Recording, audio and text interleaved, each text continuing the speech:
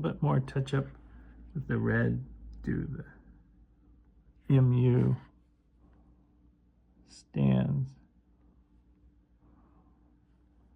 and then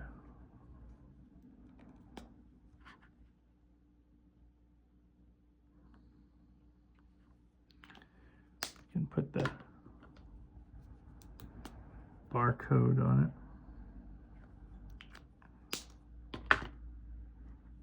The barcode's actually, considering how complex it looks, all you really do is you just put a little bit of yellow and just a couple dabs of blue and a couple dabs of red, and just take a black ballpoint pen.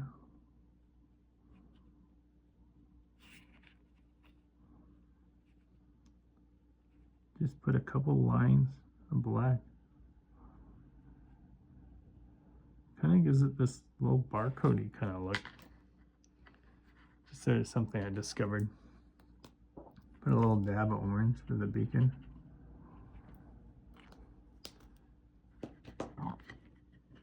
Okay, we can paint the...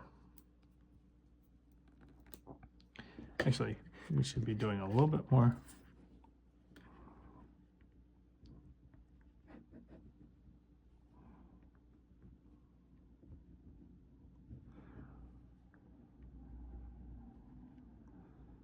Trimming.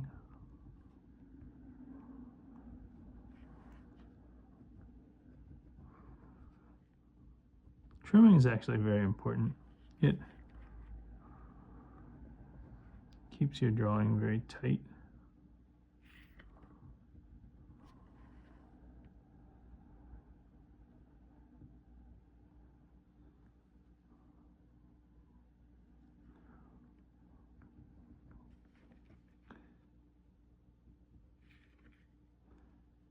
As I said, on these Sioux-line engines, only the bottom step, this era, only the bottom step is white.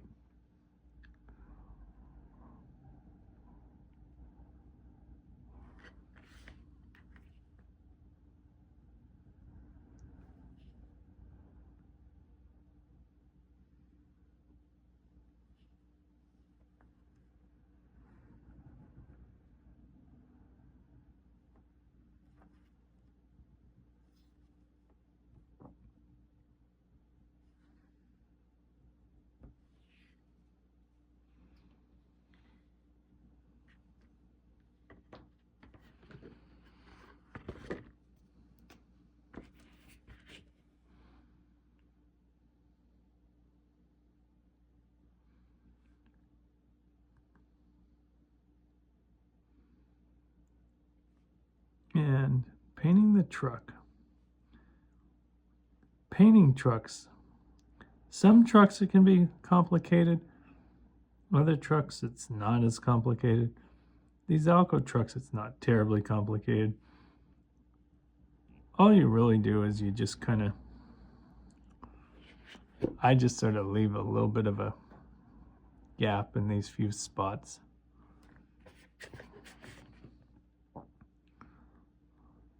Sometimes, like what that sort of represents is, sometimes if you actually, and what drawing will do is you'll when trains go by, you'll keep looking more and more closely, and the more and more, which you probably already are, the more and more closely you look at trains, you start seeing all these details of trains, and you go, oh, whoa, there's that detail. I'm going to put that into the drawing.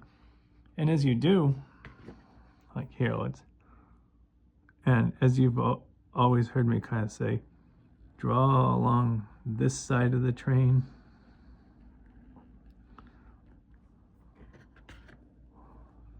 That keeps it nice and straight. But anyways, as I was saying,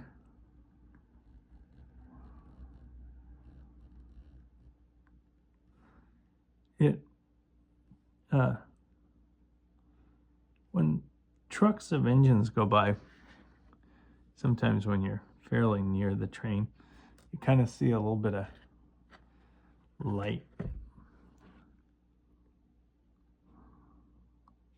shine through, and especially when it's in the exact right spot.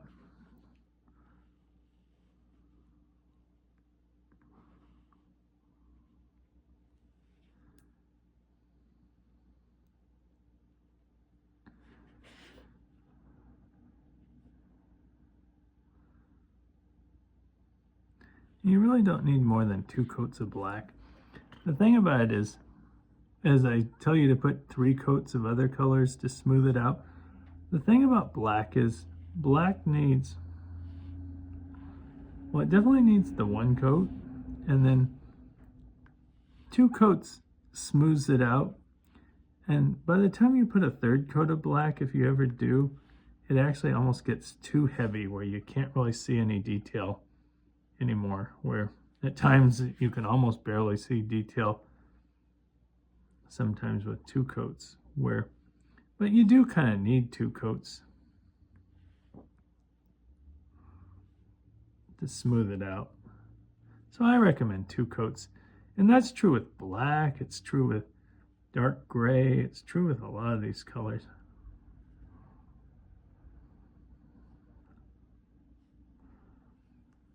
And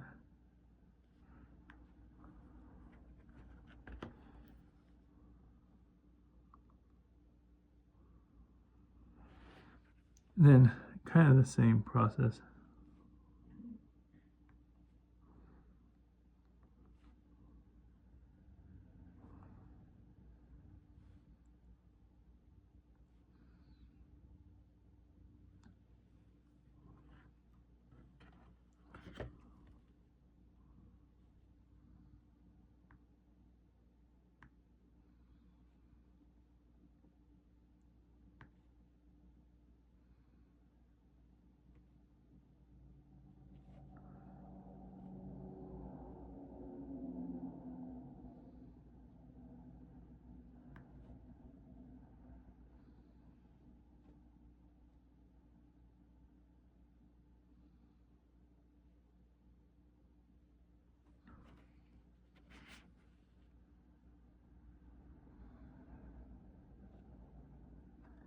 And basically draw along the edges, just like you would on a locomotive, drawing along the edges of like this letter S and the letters O.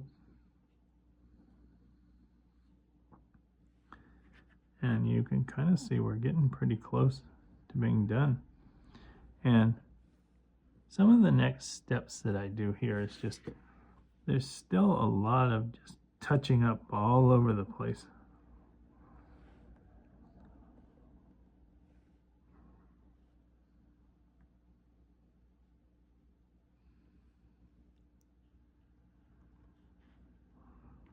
So that's kind of what you said to do, is you get the drawing to where you are pretty happy with it. And one of the next things to do is, as I had sort of said to you, was put a little bit of gray in the grills.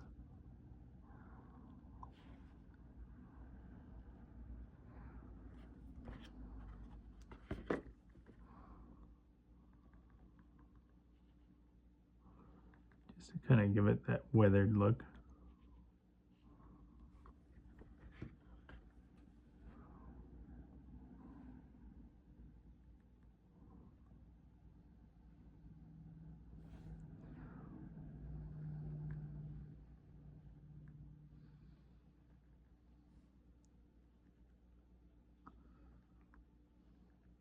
And just ever how light or dark you want this gray. Depends on how weathered the engine ultimately looks.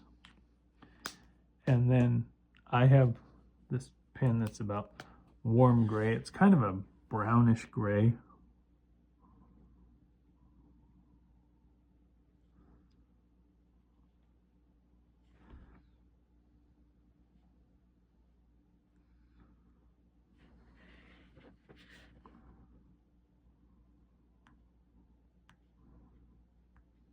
It's a good color for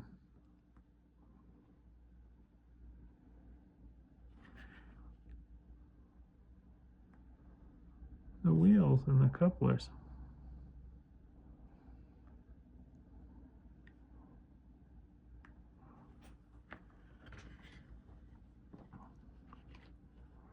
Then you can even use this pin to sort of touch up in places.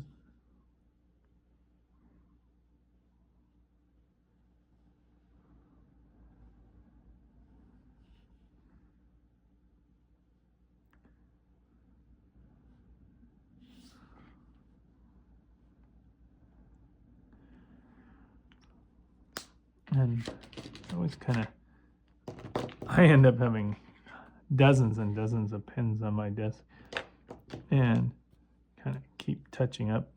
Should always just keep touching up, keep touching up. Oh, speaking of touching up, here's this little plaque back here. You kind of always keep seeing things like, there you go. And then I'll sign my name underneath it.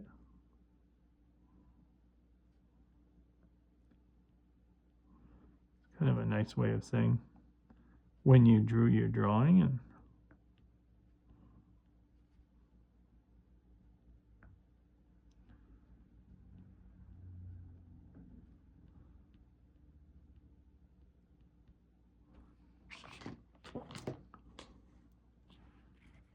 And there we go. There's a Sewline GP35. Thanks for joining me on this Sewline GP35 drawing demonstration.